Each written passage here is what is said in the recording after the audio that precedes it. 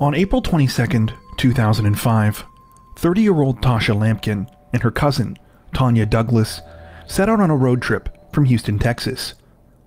The two women were headed to the Shreveport, Louisiana area, where they planned to spend the weekend visiting family and friends.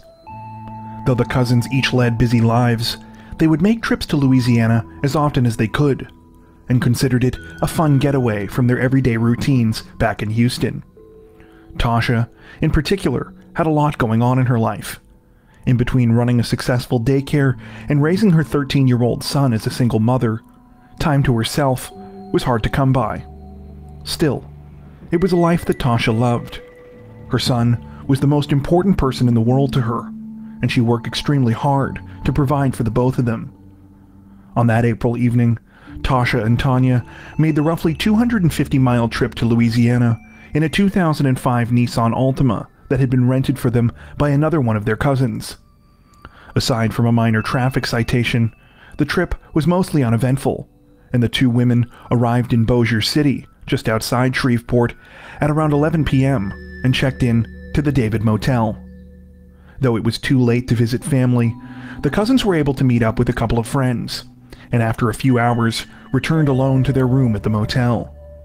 Just after 3 a.m., Tosha got hungry and decided to order some late-night food from a Waffle House on Old Minden Road, just a short drive away. She left the motel room around 3:15 a.m., while Tanya was already asleep in bed. When Tanya awoke at around 8 a.m. the next morning, she immediately became concerned. There was no sign of Tosha anywhere, and it was clear that her bed had not been slept in. The rental car the cousins had traveled in the previous day was also missing. But before Tanya could even begin to process what was going on, she was contacted by police from nearby Caddo Parish. The officers told Tanya that her and Tosha's rental vehicle had been recovered under extremely chilling circumstances. Just before 6 a.m. that morning, emergency responders received a call about a burning car at the side of the road in a northern part of the parish. By the time firefighters arrived at the scene and extinguished the blaze, the vehicle was almost totally destroyed, and it was clear that it had been deliberately set on fire. 2 bullet holes had been fired at the side of the vehicle near the fuel filler in an apparent attempt to accelerate the blaze, and shell casings were recovered nearby. Though the license plate of the vehicle was badly damaged, it was still legible enough for the number to be successfully retrieved. When police ran the plate, it came back as a Nissan Altima rental car that was last registered to Tanya and Tosha's cousin. However, the most disturbing revelation came when firefighters and police looked into the trunk of the wrecked vehicle and found the charred remains of a human body. The body was burned beyond recognition, so much so that even the gender and race of the victim could not be determined. Though the conditions of the remains meant that it would be some time before a possible identification could be made, after investigators got in contact with Tanya and learned that her cousin Tosha Lampkin was missing, they knew that there was a strong possibility that they had discovered her body. Upon learning the gut-wrenching news, Tanya immediately shared the name of a person she believed could be involved in her cousin's disappearance, a man named Henry, who lived in the Shreveport area. According to Tanya, though they lived completely separate lives, Henry and Tosha kept in touch, and would often hang out together when she and her cousin came to town. She believed that their relationship had been romantic in nature. It turned out that Tosha had indeed contacted Henry the previous evening after arriving in the area, leading police to try and track him down. Though he was difficult to get a hold of, investigators were soon able to sit down with him for an interview. During their questioning, authorities learned why Henry was not eager to talk to them. It turned out that he now had a live-in girlfriend with whom he had recently had a child. Though police initially theorized that perhaps this had something to do with Tosha's disappearance, Henry proved to be cooperative and provided an alibi for his whereabouts on the night of the 22nd. His alibi checked out, and police eliminated him as a suspect. Though the lead was a dead end, it didn't take long for investigators to get their next big break in the case, when they were able to obtain valuable surveillance footage from the owner of the David Motel. It turned out that cameras were stationed at the entrance to the parking lot designed to capture footage of all vehicles as they came and went. When detectives analyzed the surveillance footage, they were able to establish a more detailed timeline of the case. Tosha was first captured leaving the parking lot in her rental vehicle just after 3 a.m., when authorities knew that she had been headed to the Waffle House on Old Minden Road. Based on interviews authorities conducted with employees there, they knew that she had arrived around 3:30 and had picked up her food.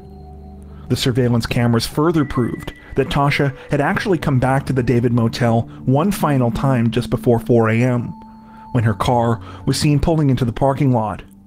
However, this time, it appeared that she was being followed by a small red car. The red car pulled in very quickly after her, before both vehicles left the parking lot again a short time later. Though the license plate of the red car could not be made out in the footage, further examination allowed police to determine that it was a mid-1990s model two-door Toyota Tercel. Not only that, but the vehicle had distinctive damage to its frame. With this information in hand, authorities released an appeal to the public, requesting that anyone who could identify the vehicle or its owner get in contact with them.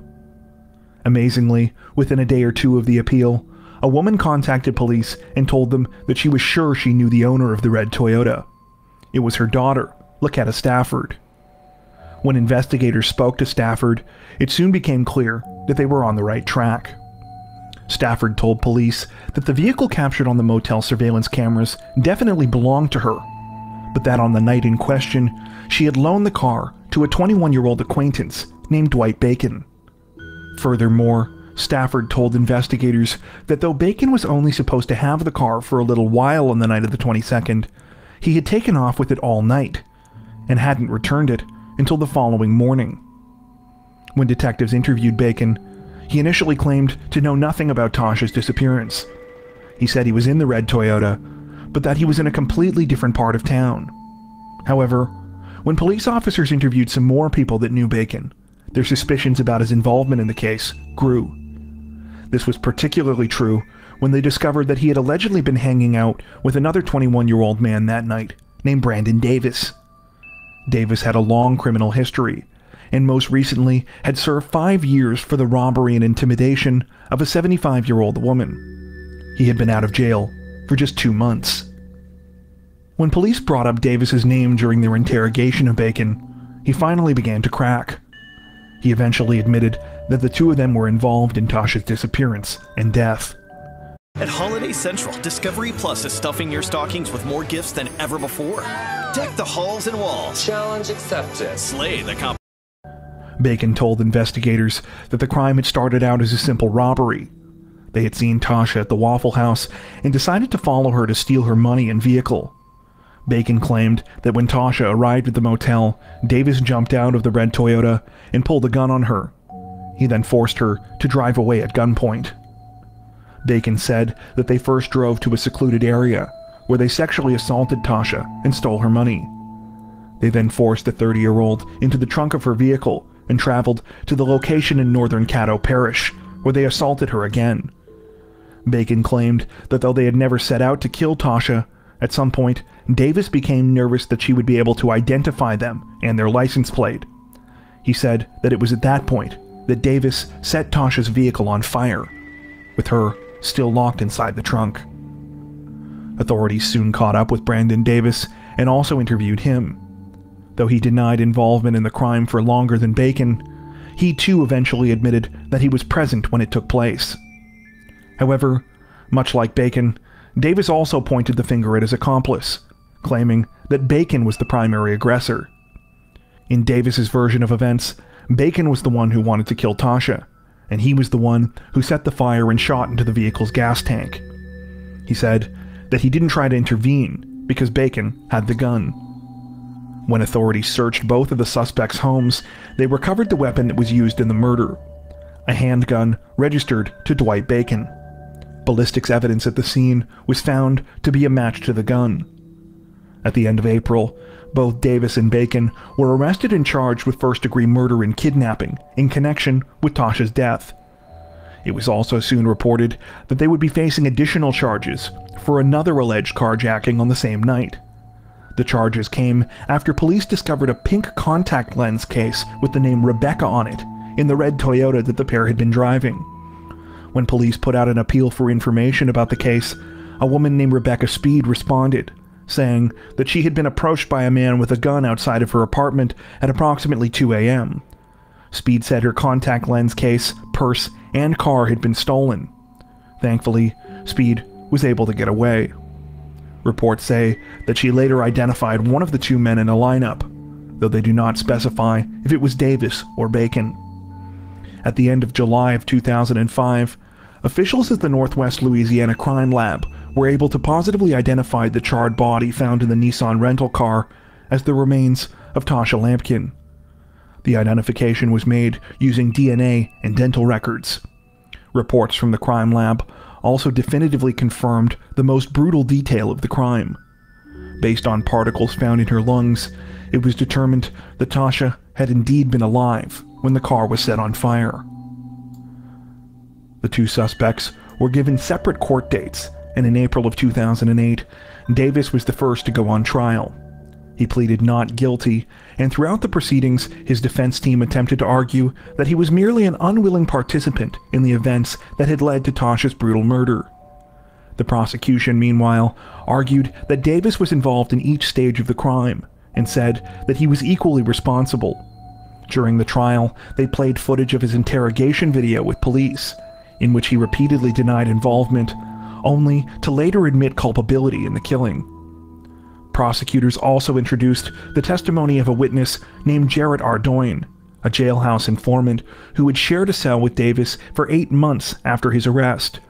Though Ardoin also claimed that Davis had not set out to commit the murder, he reiterated many of the other crucial details about how the crime had been carried out, according to the prosecution. In further chilling testimony, Ardoin described Davis telling him about how Tosha had pleaded for her life, saying that she had a son, and that she wouldn't tell police anything. He said that Davis and Bacon had decided to kill her anyway, and that they had gained less than $100 from robbing her. On April 25, 2008, Brandon Davis was found guilty of capital murder. This meant that the jury would have to decide between life in prison or the death penalty. At subsequent hearings, Davis's mother and father begged for his life, saying that they were heartbroken about what had happened, but that the death penalty would not bring back Tosha Lampkin. Davis's defense team argued that he had been physically abused by his father as a child, and that this had resulted in an early turn towards a life of crime. On April 28th, Davis was given life in prison without the possibility of parole, after a deadlocked jury failed to unanimously decide in favor of the death penalty. In the aftermath of the guilty verdict in Davis's trial, Bacon decided to accept a plea deal from prosecutors. In exchange for pleading guilty to second-degree murder, he would also be spared the death penalty. On June 29, 2009, Dwight Bacon was sentenced to life in prison without the possibility of parole. At the current time, it appears that both Bacon and Davis remain incarcerated for their heinous crimes. Davis attempted to appeal his conviction, but the decision was affirmed by the Louisiana Court of Appeal in June of 2009. We can only hope that in the years since this horrible chapter has come to a close, that the Lampkin family has managed to find some semblance of closure.